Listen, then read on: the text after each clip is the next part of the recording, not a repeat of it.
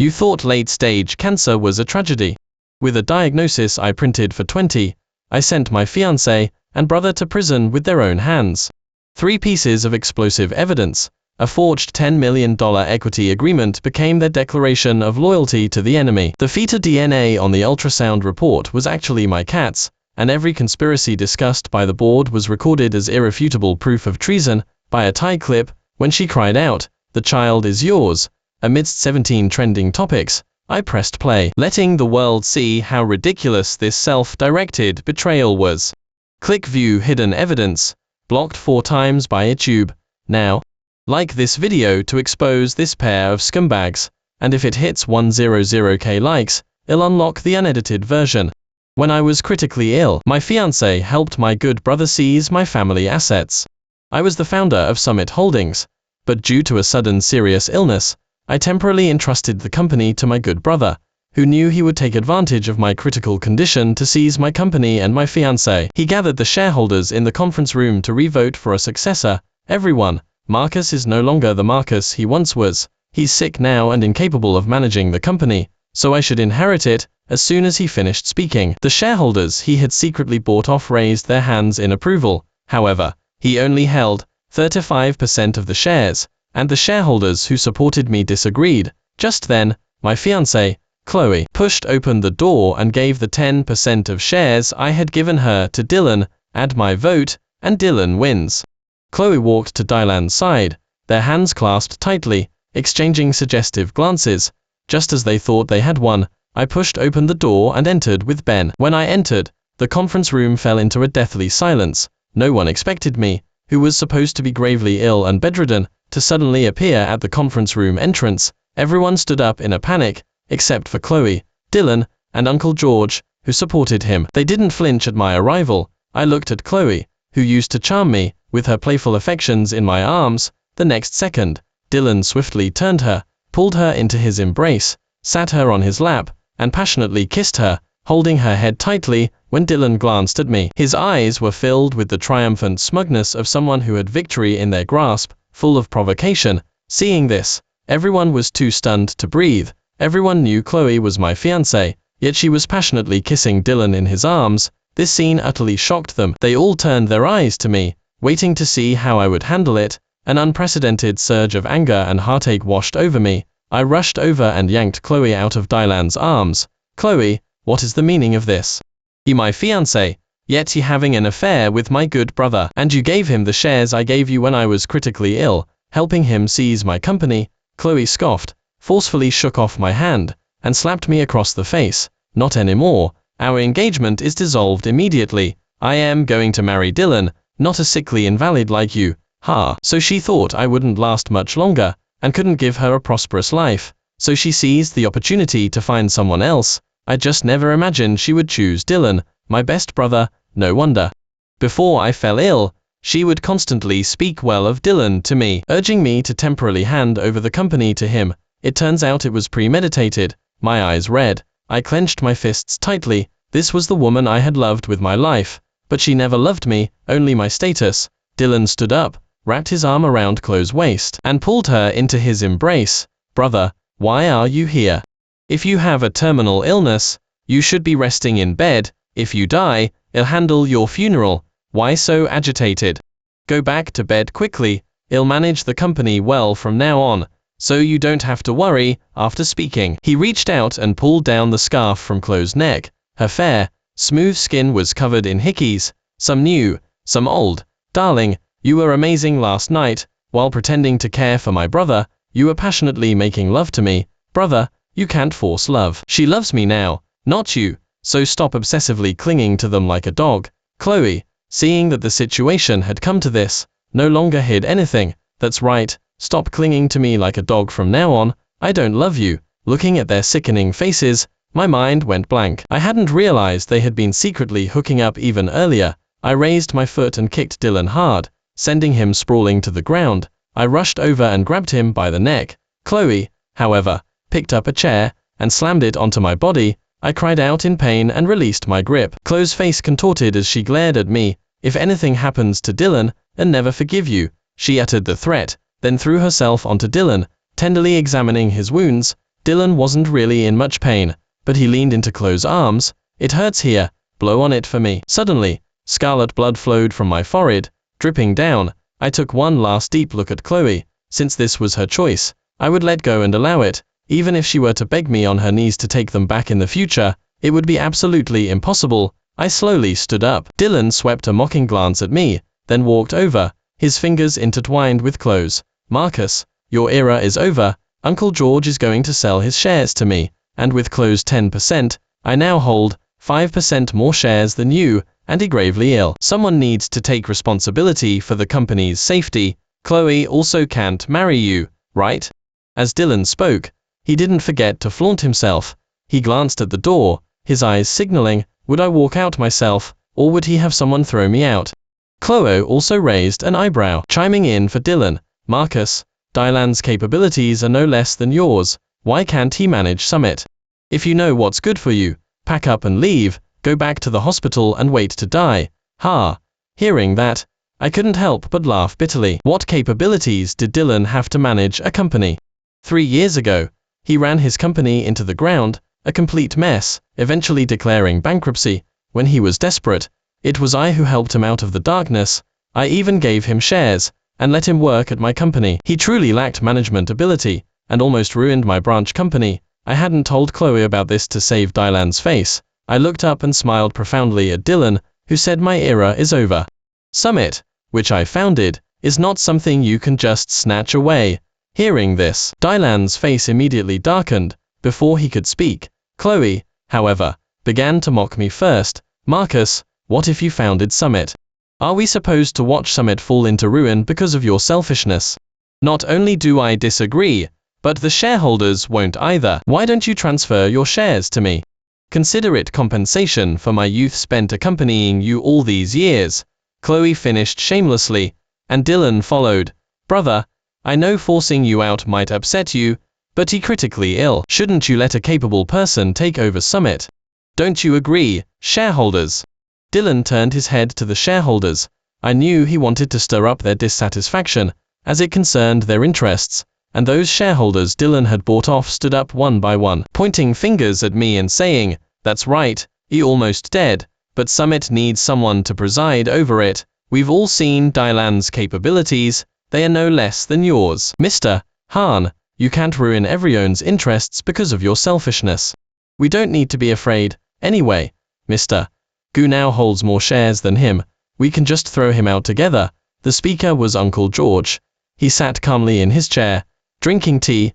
He was a veteran of Summit, having founded it with me and witnessed its growth. I didn't know how Dylan had managed to buy off the people around me during my time at the hospital, leading them to betray me and force me out. To be honest, their betrayal made my heart turn to stone. Facing eyes that wanted to push me into a corner, I looked up, took out a wet wipe, and wiped the blood stain from my forehead. Perhaps Chloe smelled the blood. As she suddenly felt nauseous, she abruptly gagged, running into the nearby restroom. Dylan's smile deepened. "A month ago, Chloe became pregnant. She told me then, holding the ultrasound report, that she was carrying my child." Overjoyed, I gave her shares as a reward. After a while, Chloe returned. Dylan pulled her into his arms, his eyes fixed on me. "Brother, I forgot to tell you something." Facing such a hateful gaze, I vaguely guessed the truth. My hands trembled uncontrollably from anger, and my eyes were bloodshot. "The child in Chloe's belly is mine, not yours. Every time she slept with you, she'd take a morning after pill. She never did with me. And she never used those things either." Dylan said such sickening things in front of the entire conference room, disregarding Chloe's dignity. Chloe, however, showed no discomfort. Instead, she joined him in despising me. Snap. The pen in my hand snapped in two. This pair of scumbags. They had planned this all along, using a child to trick me into giving them shares, and then using those shares to force me out. I looked at Dylan, then at Chloe. Betrayed by the people closest to me, my heart was already in turmoil. Dylan, thinking he had won, started doing his self-created dance moves. He looked at me, smiling smugly, and the shareholders he had bought off no longer showed me any respect. "Mr. Hahn, you can pack your bags and leave now, can't you? Otherwise, Mr. Gu might throw you out, and how embarrassing would that be?" Haha. Seeing everyone's mockery and disdain, I smiled indifferently. Slowly suppressing my anger, my eyes remained fixed on Dylan and Chloe. Give me a reason for your betrayal, I want to know why. After all, I had been wholeheartedly good to them, I had never treated them unfairly. Dylan danced over to me, pulled out a cigarette, and put it in his mouth. An observant shareholder produced a lighter, stood up, and lit his cigarette. Smoke swirled around him as Dylan arrogantly exhaled it onto my face. I've long resented you, whether it was family background, education, or looks. I was no less than you in any aspect, yet you always got better and better. The day your company grew strong was the day mine went bankrupt, and you stood at the top, embracing the woman I loved, despising me. I despised him. Ha! I didn't even know he secretly liked Chloe, and I certainly never despised him. My only mistake was letting him work at my company out of brotherly affection. I can only say it was his own twisted, dark mentality. Chloe quickly followed. You always working, or on business trips. You have no romantic flair at all. How could you be like Dylan, who knows how to make me happy and takes me to romantic flower fields to watch the sunrise? All you ever did was give me money. What else can you do? Oh, so that was the reason for their betrayal. I chuckled mockingly at myself. I worked so hard every day, hoping to give her a better life, to ensure she never lacked for anything. How could someone managing such a large company just idle around all day? It seemed my consideration for them had become a mistake. This time, I didn't get angry. Instead, I calmly walked back to my seat. Dylan yelled at me in dissatisfaction. There's no place for you here anymore. I ignored him, instead casting a cold glance at the shareholders, who had betrayed me. Chloe raised her finger, and cursed at me. Get down, that's Dylan's seat. Dylan scoffed. Darling, let him sit there for a bit longer. After all, he founded Summit. Now that it's ours, he probably hates to leave, so he can just keep sitting there. How could that be?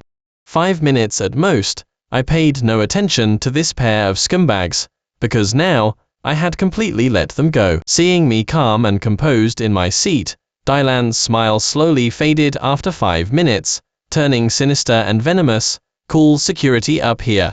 If he won't leave, we'll have to throw him out. Yeah, he's down and out, yet still acting arrogant. Shouts came from some shareholders. At this point, I no longer stood on ceremony with them. Since the traitors had been exposed, it was time to deal with the problem quickly. As I stood up, Ben, next to me, pulled out his phone and made a call. You can come in now. Everyone exchanged bewildered glances, unsure of what I was up to. Hey, you all thought I had a terminal illness and abandoned me. But, I smiled coldly, I don't have a terminal illness at all. It was a bait. I just wanted to see how many parasites were in my company, and what they would do to me once they thought I had a terminal illness. As soon as I finished speaking, the conference room door was pushed open again. Several doctors in white coats walked in. That's right, Mr. Hahn doesn't have any terminal illness at all. We can vouch for that. His illness wasn't serious. He was just overly fatigued, and needed a good rest. At these words, everyone panicked, their faces turning pale as they fidgeted nervously. Dylan appeared calm on the surface, but inwardly, he was already trembling, filled with resentment. I leaned back in my chair, unfazed. The company's accounts have been unclear recently, and someone has been secretly embezzling public funds. I couldn't find out who it was, so I had to feign a serious illness and investigate secretly. I never thought he would be so brazen as to try to seize my company. Everyone in the room fell silent again, because of my words. Chloe, however, remained defiant. HMPH. So what? Dylan's shares are still more than yours. Even if you don't have a terminal illness, it won't change the fact. As soon as Chloe finished speaking, the shareholders and Dylan, who had just been startled, became active again. That's right. Even if Mr. Hahn doesn't have a terminal illness, Mr.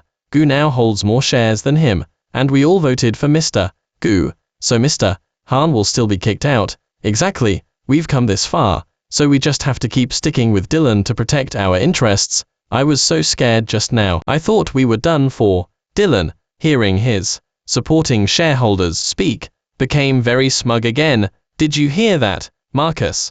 Dylan tossed his cigarette at my feet, exhaled the last puff of smoke, re-embraced Chloe's waist, and kissed her. Darling, you're amazing. You always thinking of me, of course. My man, who else would I help? From now on, you must be devoted to me, understand? Yes, sir.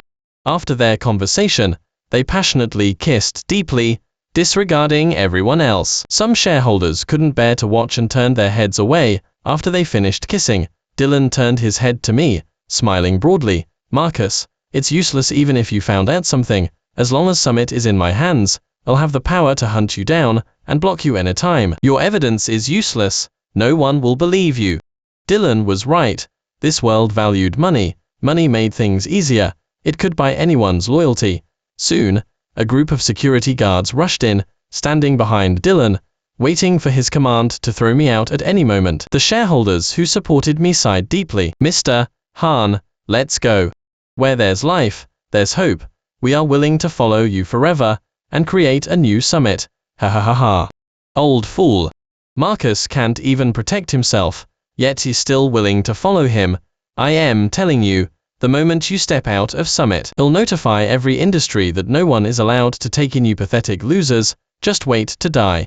You, the shareholder was so angry he couldn't speak. "What about me?" Dylan danced, his attitude extremely arrogant, and those shareholders he had bought off, lording their newfound power over others, looked down on the shareholders who supported me. "From now on, open your eyes wide and don't try to stir up trouble with a good-for-nothing." A pang of bitterness and gratitude welled up inside me. I comforted the shareholder who supported me, telling him not to get angry. It wasn't worth clashing with them, because soon, they wouldn't be laughing. Dylan grew infuriated, seeing that I remained calm and collected. "Someone grab this arrogant Marcus and throw him out of Summit." Hearing this, several security guards rushed towards me. I met their gaze with a cold stare, and their arrogance withered. These people were also desperate once, and I was the one who offered them a job at Summit. Now, one by one, they were betraying me for money. "What are you doing? Don't you want to keep your jobs?" Dylan suddenly roared at them. "I'll give each of you tens of thousands more. Now grab Marcus and throw him out."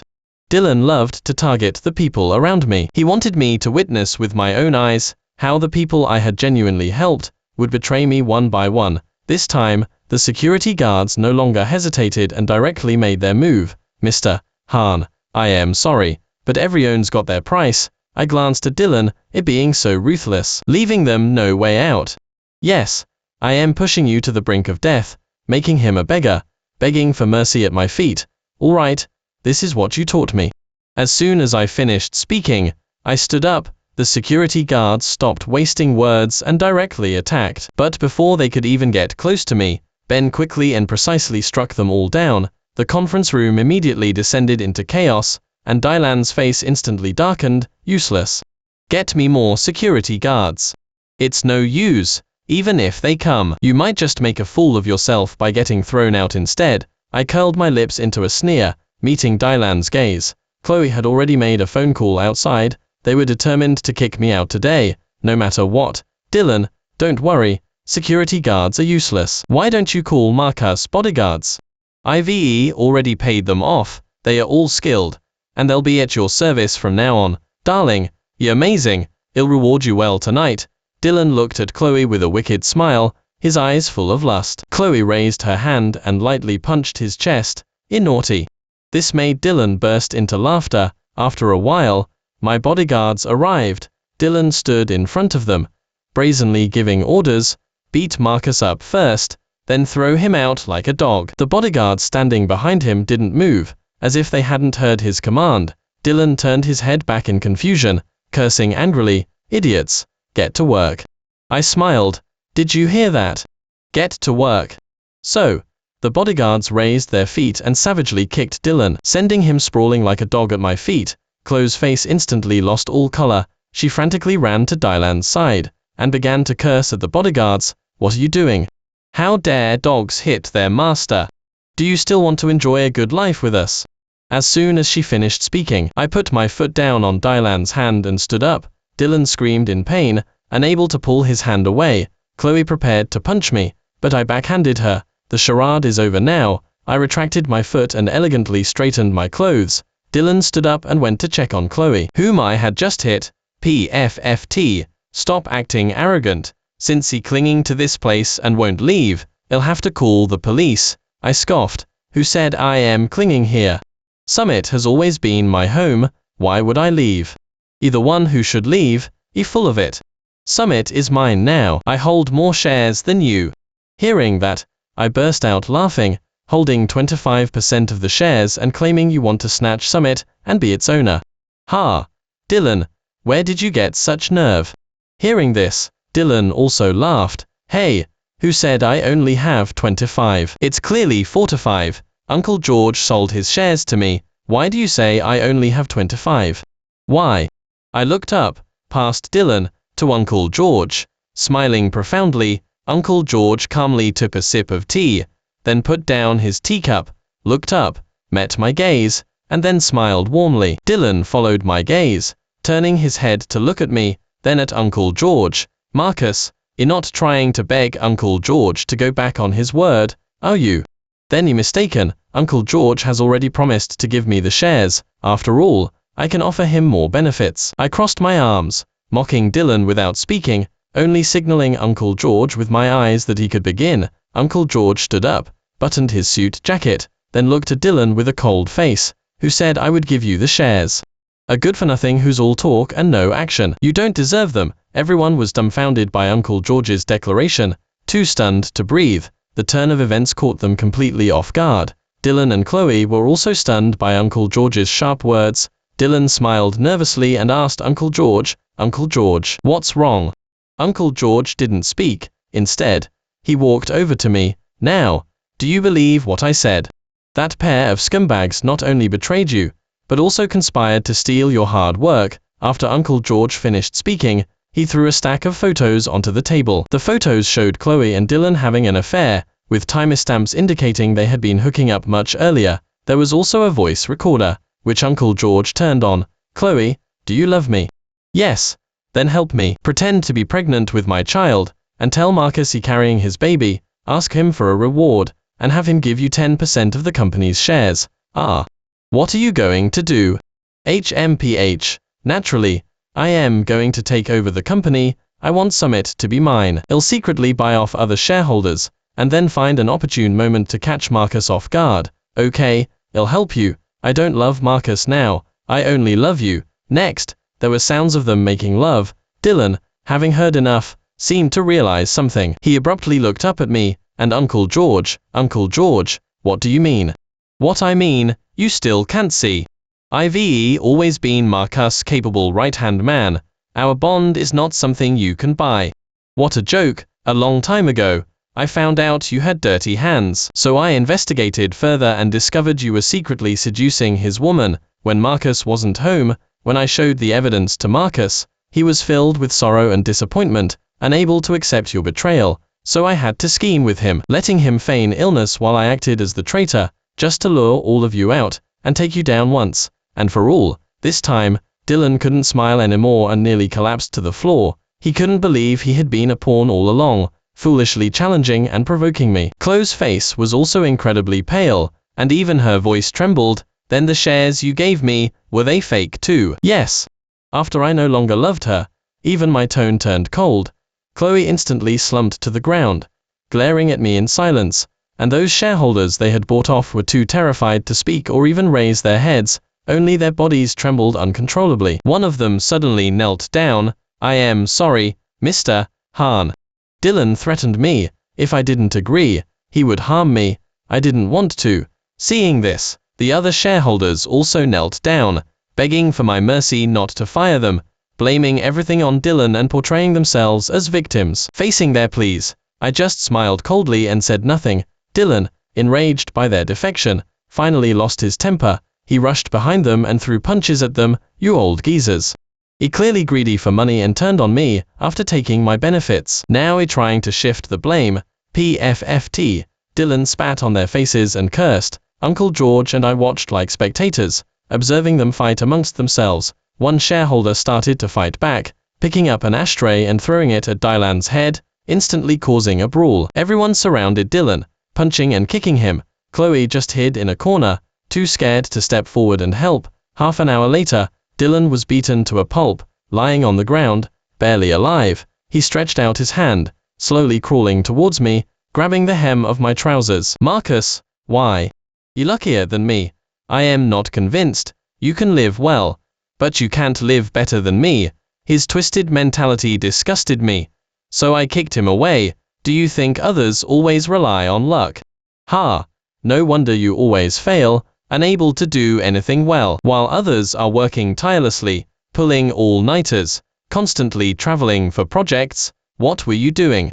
You achieved a small success and became arrogant, thinking you were amazing. With such a narrow mind, even if Summit were handed to you, it would declare bankruptcy within a year. Over the years, the branch company suffered continuous losses due to your mismanagement. I put aside past grievances and kept giving you opportunities. What a pity, you truly are a hopeless case. I took out a wet wipe and wiped the spot where Dylan's fingers had touched. When I no longer considered him a brother, he wasn't even fit to be a dog. Dylan was speechless from my scolding because I wasn't wrong. Since things had come to this, I felt there was nothing more to say. Someone, grab him and throw him out the door. This is what he ordered earlier. I repeated Dylan's previous words about throwing me out. At that moment, my bodyguards walked over, grabbed Dylan, who was lying on the ground, hoisted him up, and dragged him out. Oh, and the police waiting at the door have been there for a while. You've been embezzling public funds and evading taxes. The evidence is conclusive. IVE already handed it over to the police station. You can rot in prison for the rest of your life. You said it yourself, to push the other party to their death. I never learned how before, but I didn't expect it to come from you. Dylan roared, his face like ashes, struggling, but no matter how he struggled, it was useless. He couldn't break free from the bodyguard's grip. Marcus, in the end, I still won against you. Haha, after all, I snatched Chloe from you. Haha, you don't even know how enchanting she was beneath me. I smiled indifferently. Ha, she's just a fickle and opportunistic woman. Is she really worth my sorrow? If you want her, take her. You two are indeed a perfect match. Chloe, hiding in the corner, sobbed softly. She rushed to me, kneeling and begging for my forgiveness. Marcus, I know I was wrong. Dylan seduced me, and it's because you were always on business trips. You never had time to accompany me. That I made a mistake. Just forgive me this once. I absolutely won't dare again. I looked down at Chloe, crying piteously, so pitiful to behold. If she hadn't betrayed me, I would have comforted her, held her close, and used my gentlest voice to coax a smile from her. What a pity. Everything was destroyed by her own hands. My trousers, just cleaned, were stained again by someone else. I kicked Chloe away in disgust once more, pregnant with Dylan's child, yet clinging to another man's trousers, begging for forgiveness, shameless. Get out. No, I won't go. I really know I was wrong. Hearing this, I laughed mockingly at Chloe. You really know you were wrong. Ha, but do you know? Dylan never loved you. He was just using you to get to me. I gave Ben a look, and he took out a voice recorder and played it. Are you in love with that B*TCH Chloe? Darling, how could I be? She's just used goods, nothing more than a discarded toy. She and I are just putting on a show, sweet talking her to help me take over Summit. Really? Of course. Once Summit is in my hands, I'll kick her to the curb. Haha. After hearing it, Chloe's tears streamed down her face. If her earlier I know I was wrong was merely half-hearted, then realizing she had been used to do something so foolish, that was true regret. A desperate wail came from Chloe. She collapsed to the ground, clutching the hard floor in agony, tearing her fingernails and drawing blood, yet feeling no pain.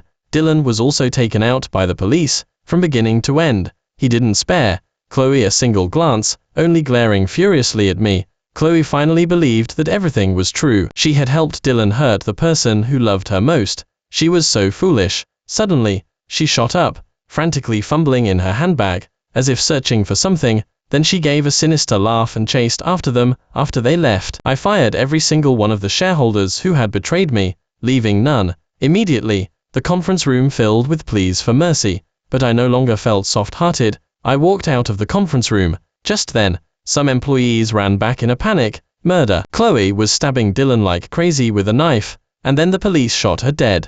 It was terrifying. I quickened my pace and rushed downstairs.